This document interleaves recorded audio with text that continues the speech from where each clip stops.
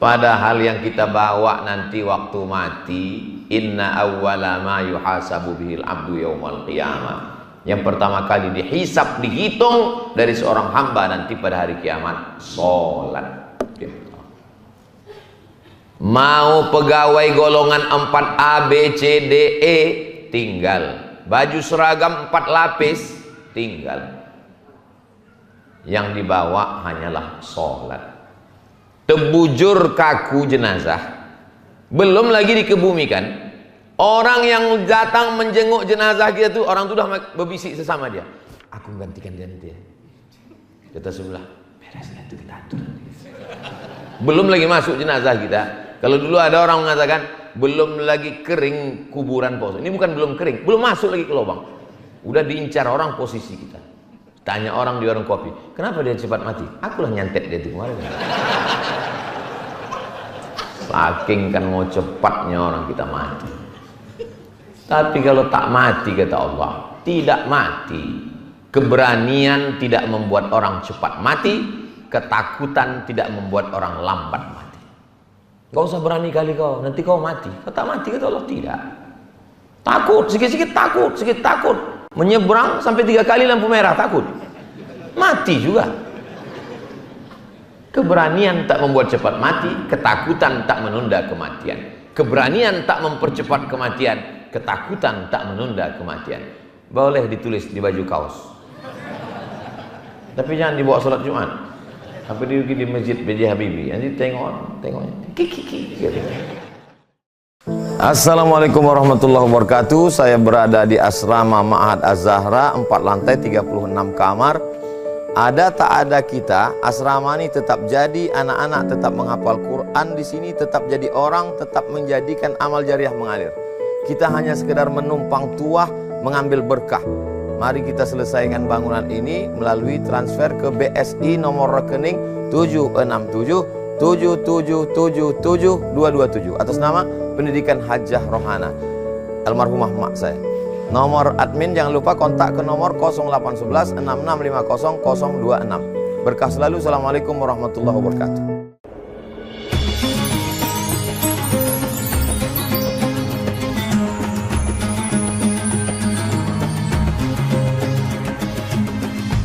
Alhamdulillah, Allahumma salli ala Sayyidina Muhammad ibni Abdillah wa ala alihi wa sahbihi wa man tabi'ahu wa mawalah.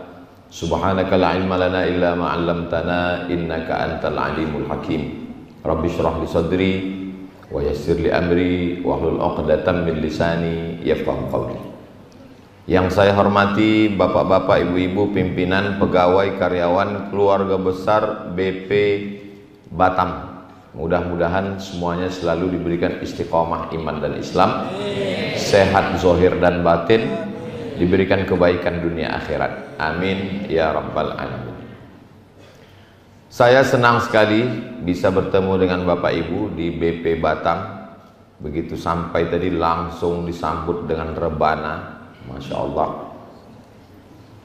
Memang manis lebah madu, lebah bersarang di pohon sukun.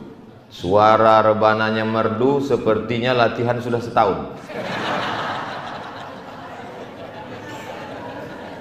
Betul nih Bu? Betul katanya. Menjadi pegawai di BP Batam itu, saya yakin itu adalah nikmat yang sangat besar. Tapi kita tidak menganggap sesuatu itu sebagai nikmat karena kita memilikinya, merasakannya setiap hari. Ambil contoh yang simpel saja, kelingking. Kita menganggap kelingking itu tidak nikmat. Kapan dia menjadi nikmat?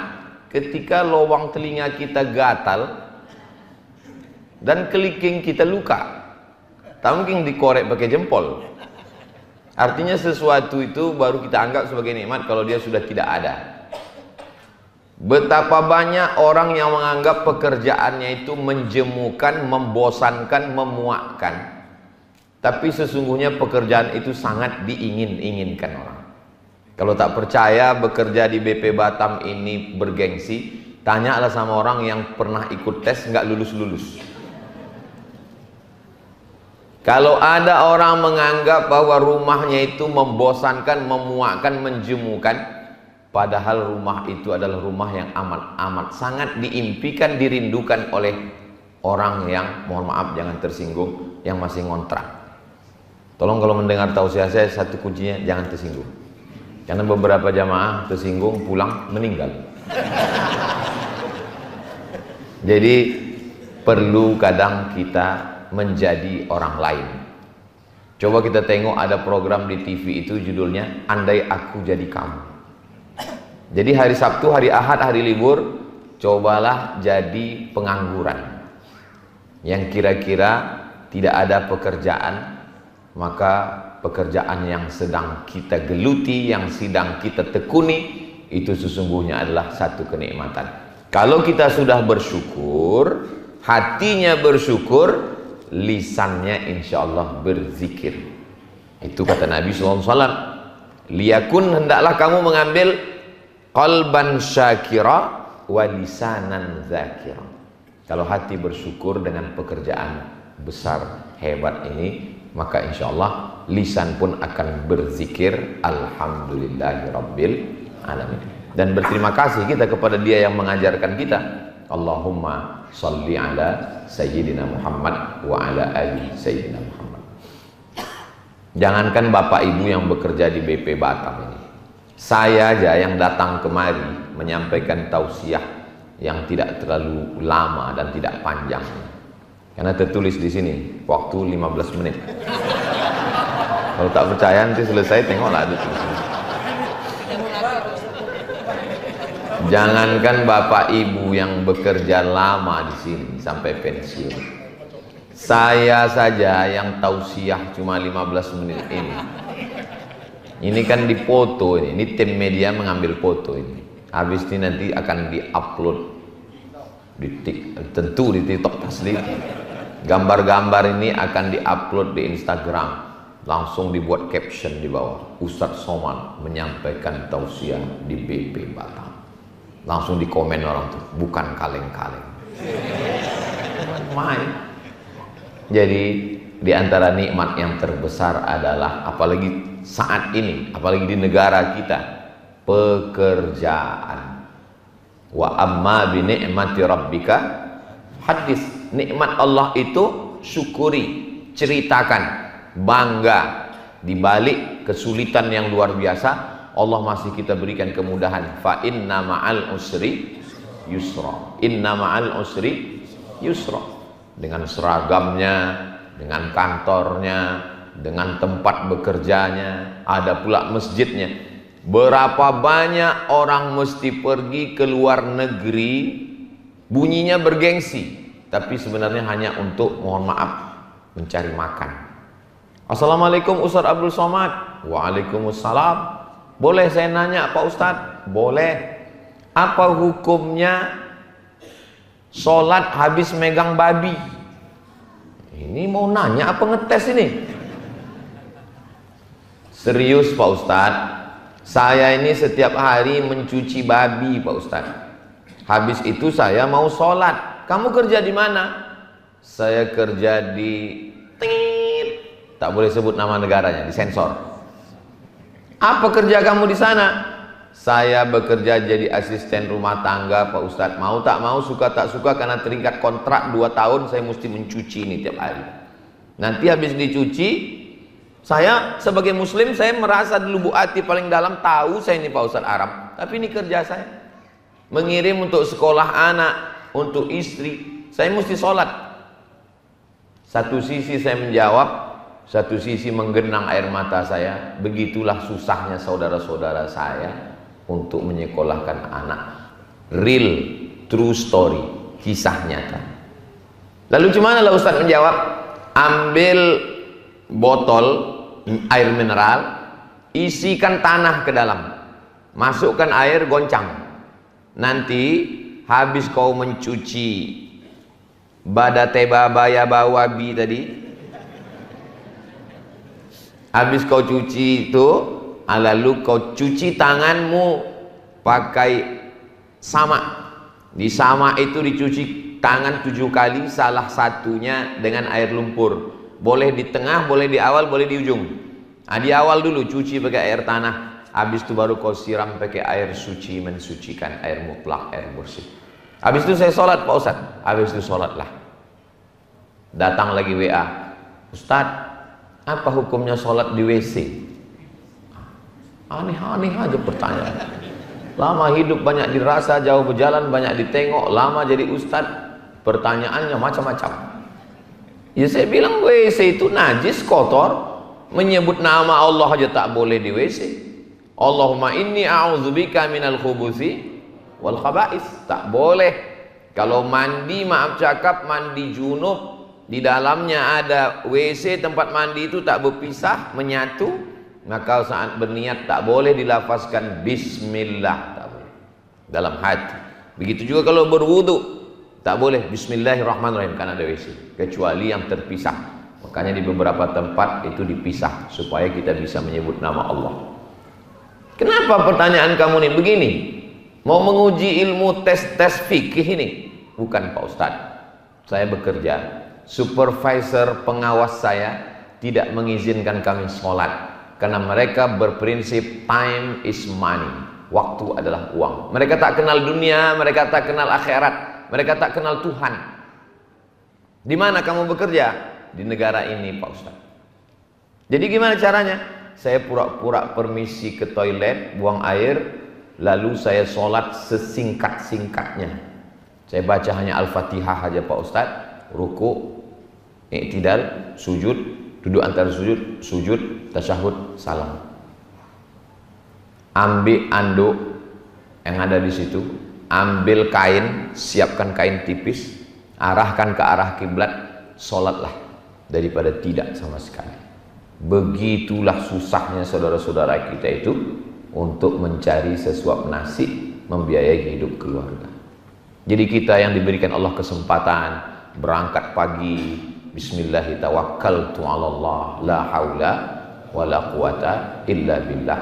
Kalau bisa on time, tepat waktu. Kalau Ustaz Somad ngomong on time, dia aja datang terlambat. Saya cancel penerbangan hari ini. Mestinya pagi tadi di cancel, siang pun Ustaz dari airport kita langsung oke, siap sampai kemari. Alhamdulillah. Jadi kalau bisa dalam Islam itu Allah bersumpah demi waktu itu sampai 6 kali. Terbit fajar, wal fajri, masuk waktu subuh, was subhi idza tanaffas, masuk waktu duha, wad duha, masuk waktu siang, wan nahari idza tajalla, masuk waktu asar, wal asri, masuk waktu malam, wal laili idza yaghsha, wal laili idza saja. 6 kali. Kenapa Allah bersumpah demi waktu sampai 6 kali? Karena umat Islam manusia banyak melalaikan waktu. Maka kalau kita sudah bersyukur nikmat kerja, on time, tepat waktu. Karena ada juga sebagian orang ini, kata dia prinsipnya Pak Ustadz, jangan sampai kita salah 2 kali. Kalau sudah kita terlambat datang, pulang mesti cepat. Itu. Kenapa begitu? Karena kalau sudah salah sekali, ini kesalahan yang bagi sebagian orang biasa-biasa saja. Tapi bagi orang beriman, BP Batam mengurus Batam. Batam ini penduduknya sekarang berapa Pak? 1,3. Berarti orang BP Batam ini kalau dia beramal soleh, memudahkan urusan orang, itu pahalanya mengalir. 1,3 juta orang mendoakan dia, memudahkan urusannya dunia dan akhirat. Tapi kalau sampai dia aniaya, susah juga itu. 1,3 juta orang melaknat, meminta pertanggungjawaban di hadapan Allah Subhanahu wa taala. Tapi jangan gara-gara tausiah ini besok banyak pula yang resign. Kadang ada beberapa kawan ini, beberapa jamaah ini datang ke saya, Ustadz, ya tempat saya bekerja ini Pak Ustadz nggak tahan saya, banyak kali syubhatnya, banyak kali haramnya, saya mau resign. Saya tanya, kau kalau resign yang akan menggantikanmu duduk di kursi itu malaikat atau kamu? Atau macam kamu kualitasnya? Lebih setan dari saya lagi Pak Ustadz. membiarkan setan duduk di tempat kita itu adalah pengkhianatan. Tapi tak tahan saya Pak Ustadz, banyak kali duit haramnya. Yang halalnya saja diambil. Yang kira-kira cukup dengan pekerjaan kita, tetes peluh keringat kita yang halal untuk anak istri ambil. Yang haramnya Pak Ustadz, masa kau tak tahu kemana meletakkannya? Mesti kuajarkan juga lagi. Kata Syekh Yusuf Al-Qardawi, duit yang haram, yang syubhat diberikan ke masalih ammah, kepentingan umum, kepentingan orang banyak, yang dinikmati orang banyak. Kumpulkan duit haram itu, tapi jangan, tak pula perlu disebutkan. Datang menghadap ke Ustaz Haruna Hasim, jangan pula bilang, Ustaz ini ada beberapa duit haram ini Ustaz. tak perlu dicakap, tak perlu dicakap kan. Mungkin Ustaz tahu ada pembebasan tanah untuk rumah Quran, karena itu dan Ustaz pun sudah tahu itu, tidak perlu pula dituliskannya. Ini tempat pembuangan haram, kita buat nama rumah Qurannya Rumah Quran Al-Haram, untuk kepentingan orang banyak. Karena kalau kita tinggalkan posisi kursi yang berkualitas ini, akan diambil orang lain, hancur. Umat Islam menjadi jenderal, umat Islam menjadi polisi tentara, umat Islam menjadi pejabat, dokter spesialis, umat Islam menjadi kepala daerah. Yang ragu-ragu mau mendaftar ke KPU Oktober nih, daftarkan sebelum tanggal penutupan berikut ini. Artinya apa? Karena dengan kekuasaan Islam itu menjadi hebat. Siapa yang bisa membebaskan Palestina? Salahuddin Al-Ayyubi, orang yang punya kekuasaan, jenderal, panglima, tentara. Siapa yang bisa mengambil Konstantinopel? Muhammad Al-Fatih, jenderal, panglima, tentara, berkuasa. Nah, jadi banyak orang menganggap Islam ini kalau sudah taubat, sudah hijrah, sudah ngaji, meninggalkan kantor, meninggalkan dunia, bawaannya macam mau mati besok pagi. Dulu sebelum taubat, sebelum hijrah, sebelum ngaji, gayanya gagah. Begitu udah taubat, ngaji, letoy, lesu, loyo, lunglai, macam mau mati, tapi tak mati. Pas ditanya, Bapak kemarin? Iya itu saya masa lalu waktu masih jahiliyah. Sekarang udah taubat Pak Ustaz, saya tinggalkan semua kantor sudah saya tinggalkan. Gaji masih saya ambil Pak Ustaz. Makan haram, masuk tidak, gaji buta. Nah ini kita akan dituntut di hadapan Allah. La tus'alunna yauma idzin 'anin na'im. Kamu semua akan dituntut, akan diminta tanggung jawab di hadapan Allah Subhanahu wa taala. Syukuri nikmat pekerjaan. Setelah mensyukuri nikmat pekerjaan dengan lisan alhamdulillah wa syukrulillah wala haula wala quwata illa billah, syukuri dengan langkah kaki cepat datang berangkat. Bismillahirrahmanirrahim. Allah la haula wala quwata illa billah. Setelah itu aktif kita bekerja, karena bekerja untuk 1,3 juta orang itu juga bernilai amal soleh. Amal soleh, yang namanya amal soleh itu hanya zikir, sholat duha, baca Quran, sholat tahajud. Itu bukan amal soleh, itu namanya ibadah.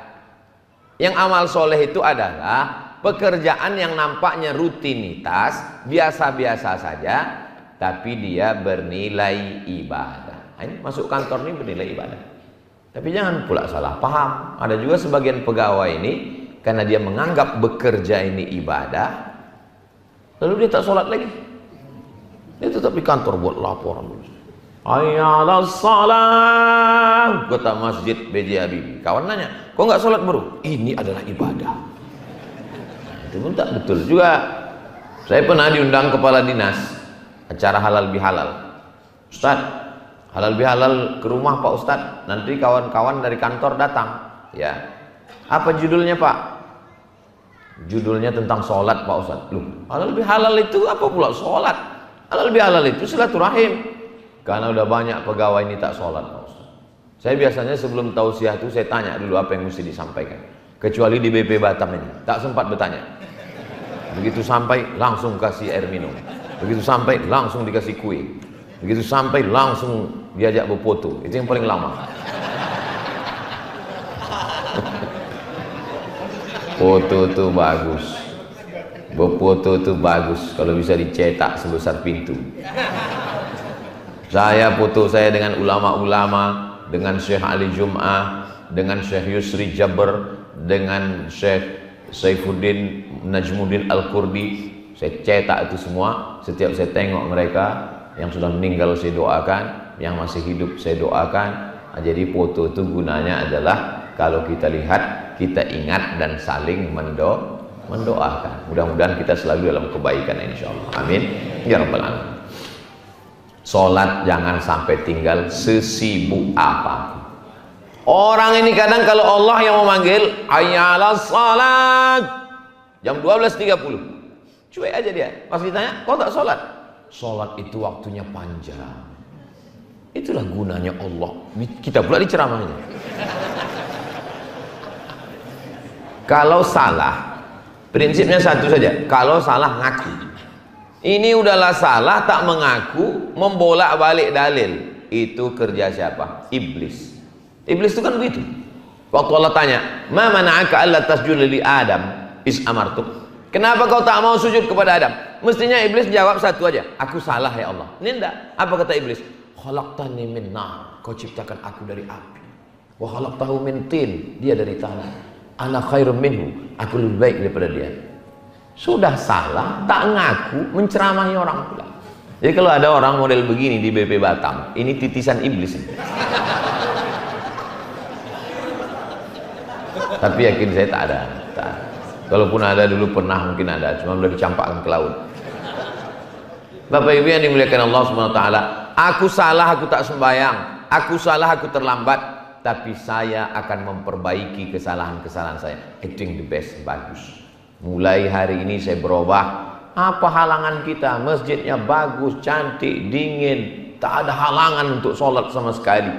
Jadi kebahagiaan tempat bekerja adalah ketika ibadahnya, dan ada bagian kerohanian. Berapa banyak tempat bekerja tak boleh sholat? Tidak ada. Jangan bawa agama kemari. Kita di sini sudah satu bangsa, satu tanah air. Jangan ada cerita agama. Ada tempat bekerja model begitu. Tapi kita di BP Batam ada bagian khusus kerohanian, membangkitkan semangat. Ada kajian pagi, ada pengajian, muhasabah. Saya sudah beberapa kali ke BP Batam nih, tapi rasanya tidak di masjid ini. Baru 3 kali. Karena saya memang ke setiap provinsi itu 1 tahun sekali. Kemarin ke Nusa Tenggara Barat sekali. Sebelumnya ke Jawa Barat sekali. Di mana-mana sekali, kecuali Kepulauan Riau 2 kali. Memang khusus Kepulauan Riau. Kenapa bisa begitu Pak Ustadz? Timnya orang Kepulauan Riau. Jadi suka hati dia. Jadi ada unsur ordal juga. Bapak Ibu yang dimuliakan Allah Subhanahu wa taala. Lalu kemudian setelah kita mensyukuri dengan cepat datang, menghormati waktu, efisien, ibadah jangan sampai tinggal. Paling tidak di BP Batam ini sholatnya 2, sholat zuhur, sholat asar. Kadang saking banyaknya orang salah, kita yang betul pun ragu dengan kebenaran kita. Kita udah ambil wudhu, mau sholat asar, masuk kita ke masjid, kita tengok orang, astagfirullah, aku yang udah istiqomah sholat berjamaah ini, ya Allah, istighfar, terlambat aku hari ini. Kita tengok orang udah sholat ba'diyah, kita tengok orang udah sepi semua masjid, tinggal 1 orang sholat. Kok aku terlambat? Pas tanya, rupanya dia sholat zuhur jam 3.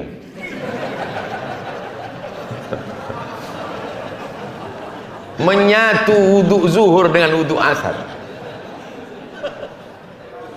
Ada juga ulama dulu, kalau kita baca biografi, banyak itu ulama-ulama itu yang sholat subuh dengan wudhu isya. Sholat subuh dengan wudhu isya itu maksudnya habis sholat isya itu tidak tidur, baca Quran, zikir, menulis, baca Quran, zikir, menulis sampai subuh. Begitu maksudnya. Tapi orang sekarang enggak, sholat subuh pakai wudhu isya, balik nonton bola, tertidur, 5 menit mau azan subuh baru sholat isya. Padahal yang kita bawa nanti waktu mati, inna awwala ma yuhasabu bihil abdu yaumal qiyamah, Yang pertama kali dihisab, dihitung dari seorang hamba nanti pada hari kiamat, sholat. Mau pegawai golongan 4A, B, C, D, E, tinggal. Baju seragam 4 lapis, tinggal. Yang dibawa hanyalah sholat. Terbujur kaku jenazah, belum lagi dikebumikan. Orang yang datang menjenguk jenazah kita tuh, orang tuh udah berbisik sesama dia, aku menggantikan dia nanti ya. Kata sebelah, beres itu kita atur. Belum lagi masuk jenazah kita. Kalau dulu ada orang mengatakan belum lagi kering kuburan Pak Ustaz. Ini bukan belum kering, belum masuk lagi ke lubang. Udah diincar orang posisi kita. Tanya orang di warung kopi, kenapa dia cepat mati? Akulah nyantet dia itu kemarin. Saking kan mau cepatnya orang kita mati. Tapi kalau tak mati, kata Allah, tidak mati. Keberanian tidak membuat orang cepat mati, ketakutan tidak membuat orang lambat mati. Gak usah berani kali kau, nanti kau mati. Kau tak mati, kata Allah, tidak. Takut, sikit-sikit takut, sikit takut. Menyeberang sampai 3 kali lampu merah, takut. Mati juga. Keberanian tak membuat cepat mati, ketakutan tak menunda kematian. Keberanian tak mempercepat kematian, ketakutan tak menunda kematian. Boleh ditulis di baju kaos, tapi jangan dibawa sholat Jumat. Apa diugi di masjid B.J. Habibie, nanti tengoknya kiki gitu. Setelah kita berangkat, bismillah, bekerja, sholat tak tinggal, dapat dua-duanya. Rabbana atina fid dunya. Fid dunya dapat, gaji dapat, tunjangan dapat. Apalagi orang BP ini, oh hebat sekali. Bukan cuma gaji pokok aja, ada uang tunjang, uang sipa, uang sikut, uang sundul, uang tani, SPPD, entah apa-apa. Kok tahu Pak Ustadz? Dari senyumnya sama ketawanya itu. Itu menunjukkan duit orang itu banyak. Dia kalau tak berduit itu, tak begini bunyi senyumnya, tak lepas begini. Kata dia. Terus saya pancing sedikit, bisa ketawa tuh sampai di ujung, itu tanda banyak duit. Kalau yang orang tak berduit, ketawa tuh sedikit aja. Kata dia. Tak sampai ke ujung. Itu tandanya banyak tunggakan. Tapi kalau ditengok dari BP Batam ini, lepas dia insya Allah. Menunjukkan semuanya bahagia insya Allah. Ada beberapa yang nggak tertahan, tapi maklum. Bapak Ibu yang dimuliakan Allah Subhanahu wa ta'ala. Pulang ke rumah jam 4 keluar dari kantor, lengkap dengan macetnya, jumpa pula kawan, sampai di rumah jam 5, lalu kemudian bersih-bersih segala macam sampai jam 6. Kalau bisa janganlah tinggalkan sholat berjamaah ke masjid maghrib. Udahlah zuhur tak ke masjid, asar tak ke masjid, memang di masjid kantor, tapi masjid dekat rumah. Maghrib, usahakanlah maghrib itu jangan sampai tak ke masjid. Ke masjidlah maghrib. Kenapa? Karena tak tahu nanti malang tak dapat ditolak, untung tak dapat diraih. Entah mati kita, siapa menyolatkan jenazah kita? Ada seorang bapak, mati-matian dia mempertahankan bininya jangan bawa ke masjid. Istri saya jangan bawa ke masjid. Heranlah pegawai kawan jamaah kita. Kita berlomba-lomba ingin sholat jenazah itu di masjid. Kenapa sholat jenazah di masjid? Jamaahnya ramai, lebih 40 orang, ramai mendoakan. Dia mati-matian bertahan. Istri saya, jangan bawa ke masjid. Telusur, rupanya Pak Ustadz, dia tak pernah ke masjid, main. Jadi kalau kita tak pernah ke masjid, keluarga kita mati, kita malu menengok orang masjid. Akhirnya bertahan untuk di rumah. Ngundang tahlil, ditengok orang muka kita. Ini yang meninggal, ini apa ini? Ditanya orang itu pula, bapak baru pindah ya? Kemana muka kita mau diletakkan? Akhirnya yang lain nanti menjelaskan tentang kita. Ini bapak anu, ayah si anu. Oh, yang anaknya sering datang itu? Iya. Oh. Nasib kau nak macam Nabi Ibrahim. Pembuat berhala rupanya ayah kau. Malu kita. Jadi kalau bisa paksa-paksakan. Apa kota Batam? Bukan macam Jakarta, Bandung, Surabaya yang penduduknya sampai 15-20 juta. Balik kita, lalu kemudian mandi bersih, ke masjid, bawa anak ke masjid. Anak dibawa ke masjid. Kenapa anak perlu dibawa ke masjid? Anak-anak tak bisa main suruh, pergi ke masjid. Ayah tak ke masjid, ayah capek. Tak bisa. Anak ini mesti ditenteng, dibawa. Kalau bapak menengok ada bapak-bapak nanti kawan sahabat tetangga pergi ke masjid, satu digendong, satu ditenteng, satu menarik kain, sampai 3, itu berarti dia termasuk orang yang tak kena azab kubur. Kenapa? Karena 3 anak itu dibawa, saking takutnya sama bini.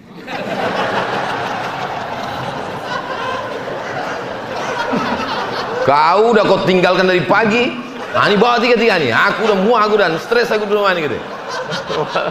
Bawa dalam 3. Kalau ada orang takut ke bini sampai begini, ini nanti di akhirat kalau dia mati, dia tak kena azab kubur. Kata malaikat, kalau mau mengazab, yang ini tak usah kita azab. Kenapa? Udah azab kali di Batam. Ku tengok ketawa bapak lepas, ketawa ibu agak tersendat sedikit. Ini nampaknya Ustaz ini menceritakan aku nih gitu. Tak ada. Tadi waktu kami di dalam tanya Pak Ketua, tanya Pak bagian kerohanian, tidak ada membahas jamaah sedikit pun. Kalau yang saya cakap ini kebetulan tersinggung dia. Tadi pas cerita tentang tepat waktu, aku lupa. Pas cerita tentang sholat, aku tak sembahyang. Cerita menggendong anak, aku gitu. Orang kalau dia tidak betul niat mengaji, disangkanya Ustaz itu nyindir dia aja. Dari awal aku muak kan dengan Ustaz Somad itu. Aku aja kan. Walau Ustaz mana tahu? Saya mana tahu? Saya terbang dari Pekanbaru, datang kemari, suruh tausiah. Saya sampaikan apa yang ada di kepala saya sampaikan. Apa perlu ditulis di sini? Isi ceramah tidak ada unsur kesengajaan. Bila ada yang tersinggung berarti memang penyakitnya sendiri. Kita mengaji itu meluruskan diri kita. Alah Ustaz Somad ngomong gendong anak. Itu kita tengok video Ustaz gendong juga. Sempatkan ke masjid. Kalau bisa dari maghrib ke isya jangan pulang ke rumah. Makanya saya sampaikan ke pengurus-pengurus masjid, Maulid Nabi, Isra Mi'raj, nuzul Quran, halal bihalal buat dari maghrib. Supaya apa? Supaya jamaah itu sholatnya 2 kali, maghrib dengan isya. Iya Pak Ustaz, tapi kalau kita buat nanti maghrib, isyanya kan kena potong waktu. Apa pula salahnya? Jamaah sekalian, sudah masuk waktu isya, kita lanjutkan setelah yang satu ini. Daripada dibuat orang acara jam 9. Acara jam 9, duduk Ustadz jam 9. Orang belum datang, jam 10 baru mulai. Jam 10 mulai kata sambutan. 1 jam kata sambutan.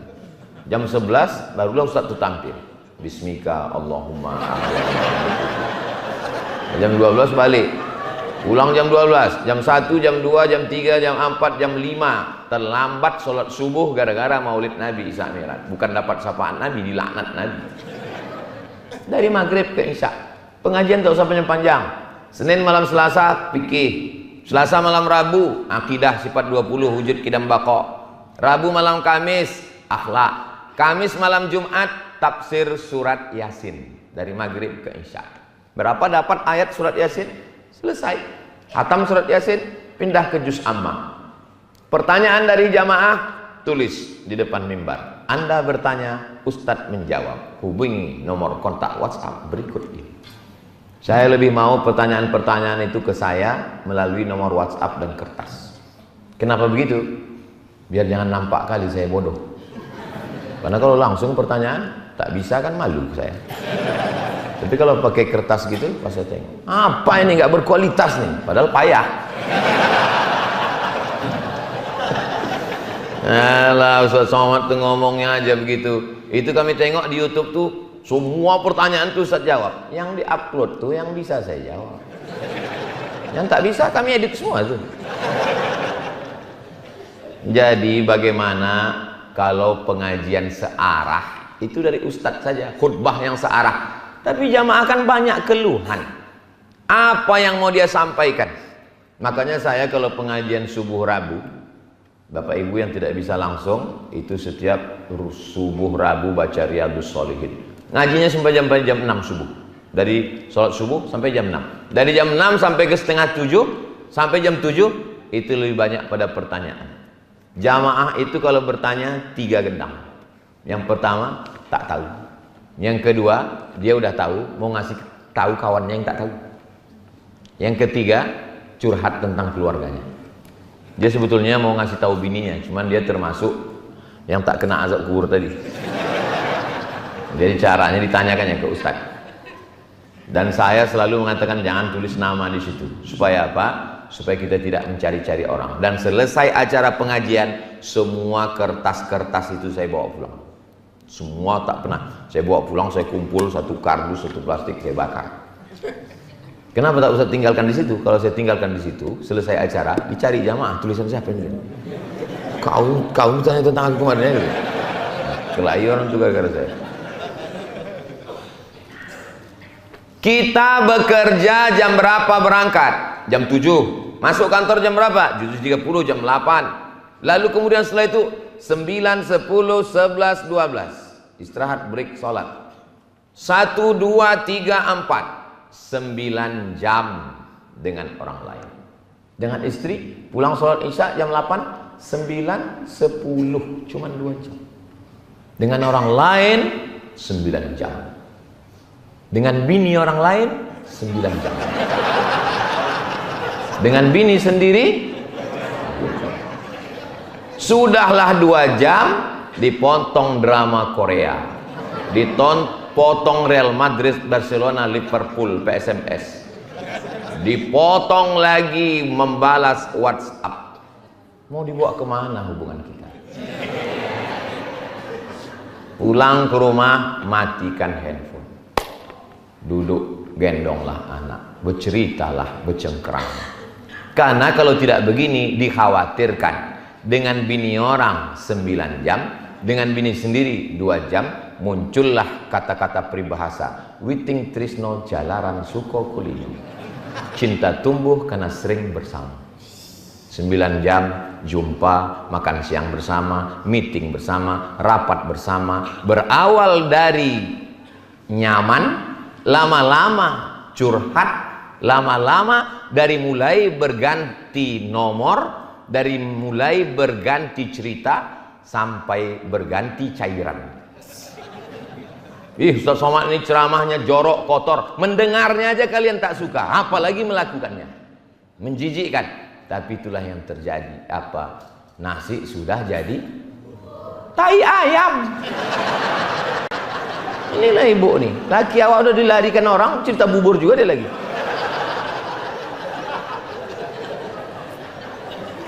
Akhirnya beberapa kali tertangkap, miss call lah, handphone lah. Mohon maaf ya bang, tadi waktu abang di kamar mandi ku angkat, suara perempuan bang, mungkin anak dia. Nomor siapa nih bang? Nomor siapa ini? Kan dah kau tengok di situ namanya Sugianto. Mohon maaf ya Sugianto. Abang berbohong, sudah ku tengok, ku perhatikan, itu rupanya perempuan. Ya sama lah macam kau di dapur itu kan kau tulis juga garam, rupanya gula. Kenapa kau buat begitu? Untuk menyindir perbuatan kau itulah bang. Kau buat nama laki-laki, rupanya nama perempuan. 1-0 kita kan.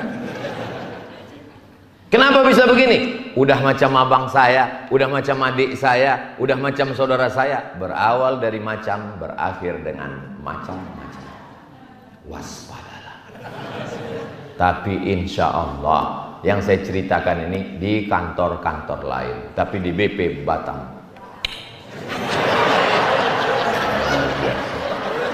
Ada bagian kerohaniannya, ada tempat ibadahnya. Di BP Batam ini, kalau tempat lain, di tempat ibadah pun orang bisa menengok perempuan. Di BP Batam, jamaah tak akan bisa menengok perempuan. Kenapa? Laki-laki di sini, perempuan di atas.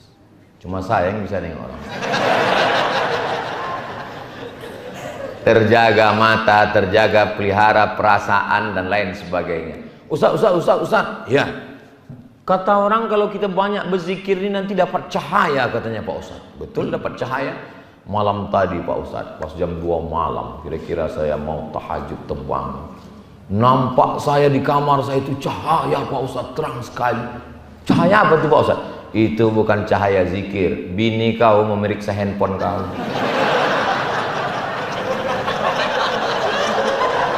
Cari-cari, karena seringkali kedengaran kau bersuara di kamar mandi. Apa ini artinya? Kenapa bisa orang curiga? Kenapa muncul suudzon? Password pula 3 hari sekali diganti. Kalau Ustaz Somad nih ngomong macam tak berpassword aja handphonenya. Handphone saya tak ada passwordnya. Alah Ustaz kan main medsos juga. Itu Instagram Ustaz, itu YouTube Ustaz, itu kami tengok TikTok Ustaz. TikTok, Instagram, YouTube, Twitter, FB, itu semua dikendalikan admin. Saya tidak ada. Tapi bahan kan dari Ustaz, bahan dari saya. Saya kirim, upload, update, ini captionnya, ini kalimatnya. Kenapa Ustaz tak main medsos? Kalau saya tahu passwordnya, 2 gendangnya. Pertama, mengamuk saya di situ, karena orang mencaci maki saya kelahi, saya pantang dipancing. Yang kedua, DM itu kalau dibuka lah itu message itu, oh banyak sekali. Ustadz, jadikan aku yang kedua ya. Kita lah yang paling mengerti tentang diri kita. Jadi insya Allah, kalau ini kita lakukan, selamat. Kalau sudah jam 10, jam 8, jam 9, jam 10, 3 jam itu berkualitas dengan anak istri, bersenda gurau, bercengkerama, jalan ke sana kemari.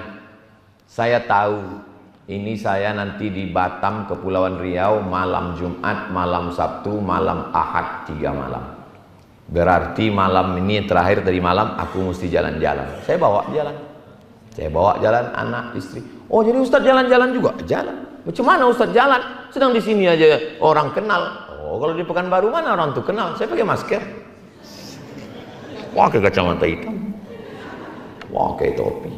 Pergi ke mall. Sampai di parkir, dikejar orang juga, diketok gitu.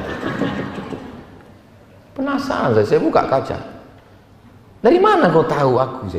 Udah aku begini lah, udah aku tutup, panasnya minta ampun. Masker, pakai kacamata. Dari mana tahu? Dari cincin Ustadz gitu deh. Nah sejak itu asal saya pergi Pekanbaru saya buka cincin. Tahu dia dari cincin. Memang tajam jamaah, luar biasa. Tajam mata ibu-ibu, tajam mata jamaah lagi. Bapak Ibu yang dimuliakan Allah. Kenapa kita mesti dengan anak dan istri? Karena kalau kita akrab dengan kawan sekantor, kawan satu alumni sekolah, kawan satu grup WhatsApp, itu hanya kawan ketawa aja itu Pak. Kalau sampai datang masanya Israel malaikat maut, ya kalau langsung mati. Kok setengah mati di ICU? Siapa yang menyuap makan nasi? Datang rupanya kawan kita sekantor yang ketawa cekikikan itu ngasih kita makan. Yang akan datang menyuapkan kita dengan sabar, inilah mereka-mereka. Ya kan Bu? Orang nilai akan menyapa. Makan Bang, makan. Sabar ya Bang. Insya Allah tak sampai hari Jumat selesai kau nih Bang. Ini kadang laki-laki ini kalau sama kawan, acara mancing, acara bola, pas giliran kau nanti mau mati. Dia itulah nanti akan menyuapkan. Tapi kalau kau baik, insya Allah dibisikkannya ke telinga kanan, la ilaha. Tapi kalau kau tak baik, sudahlah waktu habis di kantor, tertangkap pula SMS WhatsApp macam-macam. Udahlah waktu habis di kantor, di rumah pun tak juga adalah waktu untuk mereka. Dibisikkannya juga nanti pas mau mati. Mana surat tanah? Hari ini Bapak boleh tersenyum. Tapi kalau kejadian nanti betul juga kata Ustaz. Kalau tak percaya, prank lah mereka. Pura-pura mati. Dek.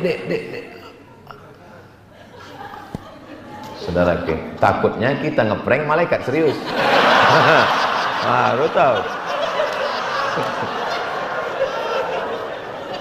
Kenapa Ustaz Somad tadi dari tadi asyik mau menengok ke atas saja? Mohon maaf ya Bu, saya bukan menengok ibu-ibu, saya menengok jam itu udah jam 2. Jam itu di bawah ibu itu pas jam 2 udah. Jam 3, jam 3 udah. Tadi saya dibilang Ustadz Somad, kita dari airport langsung ke BP Masjid B.J. Habibie karena Ustadz mulai jam 2. Langsung tak ada kata sambutan. Selesai jam 3 kita langsung ke pelabuhan, kita menuju Tanjung Balai Karimun. Kundur. Nah, kita langsung akan menuju. Jadi ini sudah lebih dari 15 menit. Sudah 1 jam kita bersama. Kita tidak pernah berpisah karena kita saling mendoakan, insya Allah. Doakan supaya Ustadz Abdul Somad yang diceramahkannya tadi itu diamalkannya. Karena waktu dia banyak juga terbuang untuk orang lain. Kalau bapak-bapak ini mungkin hanya sekedar dari jam 8 sampai jam 4. Tapi saya, ini berangkat nih hari Kamis, malam Jumat, malam Sabtu, malam Ahad baru pulang. Nanti Senin, Selasa, Rabu, Kamis baru di rumah. Jadi berbagi kita waktu ini sampai akhirnya kita akan menghadap Allah dalam keadaan husnul khatimah insyaallah. Ala hazihin niyah al-Fatihah. A'udzubillahi minasyaitonir rajim. Bismillahirrahmanirrahim. Alhamdulillahirabbil alamin. Arrahmanir rahim. Maliki yaumiddin. Iyyaka na'budu wa iyyaka nasta'in. Ihdinas siratal mustaqim. Siratal ladzina an'amta 'alaihim ghairil maghdubi 'alaihim waladdallin. Amin. Allahumma rzuqna rizqan halalan tayyiban mubarakan fih. Berikan kami rezeki yang halal barakah supaya kami dapat berwakaf, berinfak dan bersedekah. Allahumma anzilis sakinata fi qulubina, turunkan ketenangan dalam hati kami.